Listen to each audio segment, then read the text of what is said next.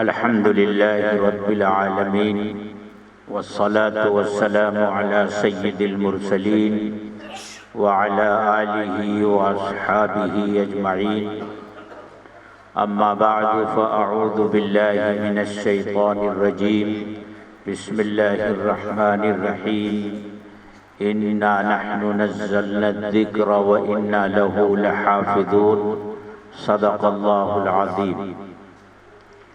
حضرات علماء کرام، بزرگان محترم اور عزیز طلبہ، برسوں پہلے اس مدرسے میں میری حاضری ہوئی تھی۔ اس وقت یہ جھوپڑے کی شکل میں تھا۔ آج دوبارہ حاضری ہوئی تو یہ دیکھ کر خوشی ہوئی کہ اب الحمدللہ اس کی پختہ تعمیر کا سلسلہ شروع ہو چکا ہے۔ قاضی رفیق صاحب کے بارے میں پہلے سے یہ جانتا تھا کہ یہ بہت ہی فعال اور متحرک شخصیت کے حامل ہیں۔ بمبئی میں مرتبہ میری ان سے ملاقات ہوئی تو پتہ یہ چلا کہ یہ اپنے ادارے کے لیے ATG اور FCRA کے لیے کوشش کر رہے ہیں۔ پھر دوسری ملاقات پر پتہ چلا کہ یہ دونوں سرٹیفکیٹ ان کے ادارے کو مل چکا ہے۔ بڑے بڑے اداروں کے پاس اور ٹرسٹوں کے پاس یہ سرٹیفکیٹ موجود نہیں ہے، خاص طور سے FCRA۔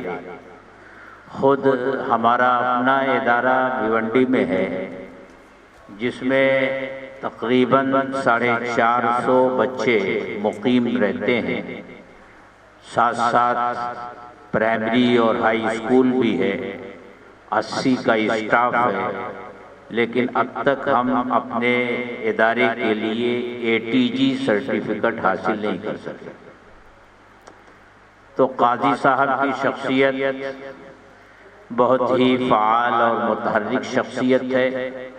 انہوں نے مجھے یہاں آنے کی دعوت دی اور جمعیت علماء مراٹھواڑہ کے جنرل سیکریٹری اور جمعیت علماء مہاراشٹر کے نائب صدر حضرت قاری عبدالرشید صاحب دامت برکاتہم العالیہ نے مجھے یوں کہیے کہ ایک طرح سے آنے پر مجبور کر دیا۔ میں حاضر ہوا، تھوڑی تاخیر ہوئی مجھے یہاں آنے میں، کیونکہ منٹھا کا جو پروگرام تھا وہ وقت سے زیادہ چلا اور اس لیے مجھے آنے میں تاخیر ہو گئی۔ میرے دوستو، ہمارے ملک میں یہ مدرسے اور مکاتب کا جو سلسلہ ہے یہ نہایت ہی قیمتی ہے۔ اللہ تعالی ہر چیز پر قادر ہیں، وہ جو چاہیں کر سکتے ہیں، لیکن اس دنیا کو اللہ نے دارالاسباب بنایا ہے۔ اللہ اس دنیا میں اپنی مرضی اور منشا اسباب کے پردے میں پورا فرماتے ہیں۔ اللہ کو جب نسل انسانی کو بڑھانا مقصود ہوا تو انہوں نے مرد اور عورت کی تخلیق کی تاکہ ان کے ذریعے نسل انسانی کا سلسلہ آگے بڑھے، اور یہ ضابطہ قرار پایا کہ نکاح کے ذریعے جب ایک مرد اور ایک عورت آپس میں رشتہ قائم کرتے ہیں تو اس رشتے کی برکت سے اللہ انہیں اولاد دیتا ہے۔ عام طور سے اس دنیا میں یہی ہوتا ہے، لیکن اللہ اس پر بھی قادر ہے کہ بغیر ماں باپ کے بچے کو پیدا کر دیں۔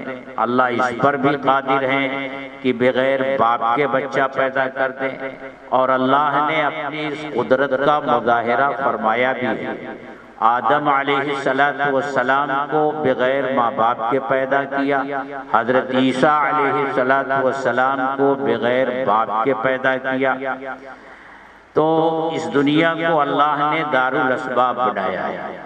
اللہ کی مرضی اور اللہ کا منشا یہ ہے کہ ہمارے اس ملک میں اسلام بھی باقی رہے، مسلمان بھی باقی رہے، شاعر اسلام کی حفاظت بھی ہوتی رہے، اور مسلمان اپنی تمام تر شناخت اور پہچان کے ساتھ اس ملک میں زندہ رہیں اور باقی رہیں۔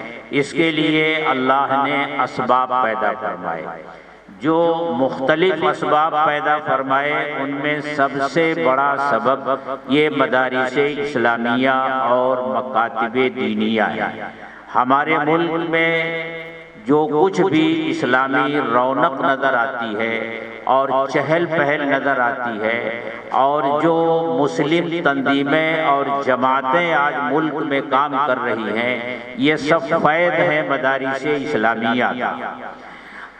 ان مدارس اسلامیہ کے ذریعے ہی اللہ نے ہمارے ملک کو آزادی دلوائی، اور آزادی دلوانے کے بعد ملک کی تقسیم کے بعد اس ملک میں اسلام اور مسلمانوں کی حفاظت ہو، اس کے لیے اللہ نے ان مدارس اسلامیہ کے نظام کو باقی رکھا۔ اس لیے میرے دوستو، ان مدارس اسلامیہ کا باقی رہنا، ان کو پروان چڑھانا اور ان کو ترقی دینا، یہ ہم سب کی اسلامی ذمہ داری ہے، کیونکہ یہی مدرسے ہمیں ہمارا دین سکھاتے ہیں، ہمارا ایمان سکھاتے ہیں۔ ہم انہی مدرسوں کے ذریعے نماز سیکھتے ہیں، ہمارا عقیدہ کیا ہونا چاہیے یہ سیکھتے ہیں، اور انہی مدارس کے ذریعے ہم بہت سی ایسی باطل تحریکوں سے محفوظ رہتے ہیں جو باطل طاقتیں اسلام کو اور مسلمانوں کو اس ملک میں نقصان پہنچانے کی کوشش کرتی ہیں۔ میرا پورے ملک میں جانا ہوتا ہے، اور اپنے مہاراشٹر میں بھی خاص طور سے سفر ہوتا ہے، تو میں نے یہ محسوس کیا کہ جن علاقوں میں مکاتب کا سلسلہ قائم ہے، وہ علاقے باطل تحریکوں کے حملے سے محفوظ ہیں، اور جن علاقوں میں مکاتب نہیں ہیں، مدارس نہیں ہیں، باطل تحریکیں وہاں اپنا کھیل کھیل رہی ہیں۔ قادیانیت ہو، شکیلیت ہو، یہ سب ایسی ہی جگہ پر اپنے پر پھیلا رہی ہے جہاں مدارس اور مکاتب کا نظام نہیں ہے۔ کیونکہ جب بچہ مدرسے میں جاتا ہے، مکتب میں جاتا ہے، تو اسے یہ عقیدہ بتایا جاتا ہے کہ قیامت کے قریب حضرت عیسیٰ علیہ السلام تشریف لائیں گے اور وہ دجال کو قتل کریں گے، وہ عیسیٰ ابن مریم ہوں گے، اور شکیل جو اپنے آپ کو مسیح ہونے کا دعوے دار بنتا ہے، یہ بچہ جب اپنے مکتب میں یہ سیکھ لیتا ہے کہ وہ آنے والے مسیح عیسیٰ ابن مریم ہوں گے اور یہ تو شکیل ابن حنیف ہے، تو فوراً سمجھ جاتا ہے یہ کیسے مسیح موعود ہو سکتا ہے۔ تو ہمارے وہ بچے جو مدرسوں میں جاتے ہیں، مکاتب میں جاتے ہیں، وہ اس قسم کی سازشوں کا شکار نہیں ہوتے۔ اس لیے ضرورت ہے کہ مدارس کے نظام کو اور مکاتب کے نظام کو پھیلایا جائے، اس کو قائم رکھا جائے، اس کو مضبوط کیا جائے۔ ہمارے ملک میں اللہ کی طرف سے یہ مدارس بہت بڑا انعام ہے، یہ ہمارے ایمان کی حفاظت کا کام کرتے ہیں۔ آج آپ کے اس مدرسے میں ان 3 بچوں نے اپنے سینے میں اللہ کے کلام کو محفوظ کیا ہے۔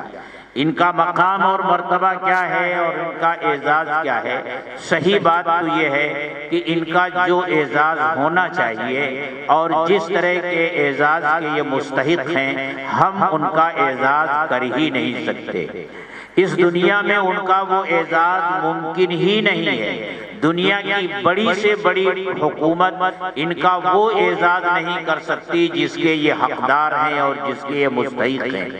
دنیا کی حکومتیں جب کسی کا اعزاز کرتی ہیں تو زیادہ سے زیادہ یہ کرتی ہیں کہ اس کے راستے میں سرخ قالین بچھاتی ہیں اور اسی طرح کی اور بہت سارے کام کرتی ہیں، لیکن یہ تو وہ منتخب بچے ہیں جن کے پیروں کے نیچے اس دنیا ہی میں فرشتے اپنا پر بچھاتے ہیں، اور فرشتوں کے پر کے مقابل میں دنیا کا کوئی قانون کیا مقابلہ ان کا کر سکتا ہے؟ تو جن کے پیروں کے نیچے فرشتے اپنا پر عزت و احترام سے بچھاتے ہوں، ان کی قدر و منزلت کیا ہوگی اور ان کا اعزاز کیا ہوگا؟ صحیح معنوں میں ان کا اعزاز تو میدان محشر میں ہوگا۔ یہاں 100، 150، 2 آدمیوں کے سامنے ان کے سروں پر دستار باندھی گئی، وہاں تو میدان محشر ہوگا، سارے لوگ جمع ہوں گے، اللہ تعالیٰ ان سے فرمائیں گے کہ تمہیں یہ اعزاز بخشا جاتا ہے کہ اپنے خاندان کے ایسے 10 لوگوں کے بارے میں سفارش کر سکتے ہو جن کا جہنمی ہونا ضروری ہو چکا ہے، اور ان کے والدین کے سروں پر تاج رکھا جائے گا۔ یہاں ان کے سر پر پگڑی رکھی گئی ہے، وہاں والدین کے سر پر تاج رکھا جائے گا، اور جنت کے جوڑے پہنائے جائیں گے۔ جنت کے جوڑوں کا پہنایا جانا اور سر پر تاج رکھنا، یہ اس بات کی طرف اشارہ ہے کہ حافظ قرآن کے والدین کا خاتمہ انشاءاللہ ایمان پر ہوگا، کیونکہ ایمان پر خاتمہ ہوئے بغیر کوئی جنتی نہیں ہو سکتا، اور اس کے سر اور اس کے جسم کے اوپر جنتی لباس نہیں پہنایا جا سکتا۔ اس لیے میں مدرسے کے ذمہ داروں سے کہتا ہوں، ابھی منٹھا میں بھی میں نے یہ بات کہی تھی، یہاں بھی میں وہ بات عرض کرتا ہوں کہ قاضی صاحب جب بھی ایسا کوئی موقع ہو تو منظر عام پر صرف ان بچوں کو نہیں، ان کے گھر والوں کو بھی لایا جائے۔ مائیں نہیں آ سکتی تو کم سے کم باپ کو بلایا جائے، ان کا بھی اعزاز کیا جائے، ان کے سر پر بھی دستار باندھی جائے۔ جب اللہ قیامت کے دن ان کو تاج پہنائیں گے تو کیا ہم چند گز کپڑے اعزاز کے طور پر ان کے سروں پر نہیں باندھ سکتے؟ ان کا بھی اعزاز یہاں ہونا چاہیے، اس کا بھی رواج ہمارے مدرسوں میں ہونا چاہیے۔ بہار میں ایک مدرسے میں گیا تھا، وہاں بہت سے حفاظ کرام کی دستار بندی ہونی تھی۔ بس اتفاق یہ تھا کہ جس دن جلسہ تھا اس سے 2 دن پہلے ایک بچہ جس کے سر پر دستار رکھی جانی تھی اس کا انتقال ہو گیا، حافظ قرآن تھا۔ جب بچوں کے سروں پر دستار باندھی جانے لگی تو مجمع میں اس کا باپ بیٹھا ہوا تھا، وہ رونے لگا، اس کے آنسو بہنے لگے۔ مجھے ایک صاحب نے آ کر بتایا کہ فلاں آدمی اس لیے رو رہا ہے، میں نے اس کو بلایا اور میں نے مدرسے کے ذمہ داروں سے کہا کہ فوراً دستار کا انتظام کیجئے اور اس آدمی کے سر کے اوپر دستار باندھیے۔ اس کے سر کے اوپر دستار باندھی گئی اور اس حافظ قرآن کا جس کا انتقال ہوا تھا اس کے باپ کا اعزاز کیا گیا۔ تو یہ بچے، اور خاص طور سے میں ان بچوں سے کہتا ہوں کہ میرے بیٹو، اللہ نے تمہیں جو دولت عطا فرمائی ہے وہ بڑی عظیم دولت ہے، دنیا کی کوئی چیز اس کا مقابلہ نہیں کر سکتی۔ جو کچھ تمہیں ملا ہے وہ اللہ کی ذات سے نکلی ہوئی چیز ہے، یہ اللہ کا کلام ہے، اللہ کی صفت ہے، اور اللہ نے اپنی صفات میں سے ایک صفت کے ساتھ آپ کو نوازا ہے۔ یہ بڑی عظیم دولت ہے، اس کی قدر کرنی آپ کو ضروری ہے۔ آپ اس کی قدر کریں، اس کا خیال رکھیں، یاد رکھیں کہ اللہ تعالیٰ نے اپنے کلام کو پہلے لوح محفوظ میں محفوظ فرمایا، اس کے بعد سمائے دنیا پر اس کو اتارا، بیت المعمور میں اس کی حفاظت فرمائی، اور پھر جبریل امین لے کر نازل ہوئے اور اللہ کے رسول صلی اللہ علیہ وسلم کے سینے میں اللہ نے محفوظ کروایا۔ آپ کے سینے اس وقت گویا مشابہ ہو گئے ہیں حضرت محمد رسول اللہ صلی اللہ علیہ وسلم کے صدر مبارک کے، کلام اللہ وہاں محفوظ ہوا تھا، آپ کے سینے میں محفوظ ہوا ہے، تو آپ اس کی قدر کیجئے۔ اور ان کے ماں باپ سے کہتا ہوں کہ آپ کا یہ بچہ آج تمام بچوں میں ممتاز ہو گیا۔ اگر اللہ نے آپ کو اور اولاد دی ہے اور انہوں نے علمی میدان میں خوب ترقی کی، کوئی ڈاکٹر بنا، کوئی انجینئر بنا، کوئی سائنسداں بنا، بڑے بڑے عہدوں پر فائز ہوا، لیکن خدا کے لیے کبھی ان بچوں کو ان بچوں پر ترجیح مت دیجیے گا، کیونکہ جس نے اپنے حافظ قرآن بچے پر کسی دوسرے بچے کو ترجیح دی تو اس نے اپنے بچے کی نہیں، اللہ کے کلام کی توہین کی۔ اللہ اس سب سے ہماری حفاظت فرمائے، اللہ اس مدرسے کو قبول فرمائے، اساتذہ کو قبول فرمائے، ذمہ داران کو، محتمم کو، اور خاص طور سے قاضی رفیق صاحب کی خدمات کو قبول فرمائے، اس مدرسے کے معاونین کو اللہ تعالیٰ قبول فرمائے۔ وآخر دعوانا الحمدللہ رب العالمین۔